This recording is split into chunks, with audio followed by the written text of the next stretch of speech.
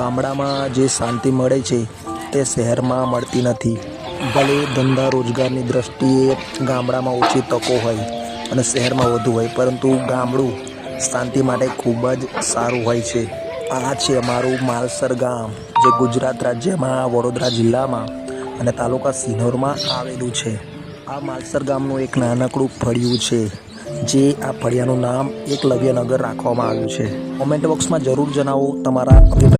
ગામડામાં જે શાંતિ મળે છે તે શહેરમાં મળતી નથી. ભલે ધંધા રોજગારની દ્રષ્ટિએ ગામડામાં ઓછી તકો હોય અને શહેરમાં વધુ હોય, પરંતુ ગામડું શાંતિ માટે ખૂબ જ સારું હોય છે.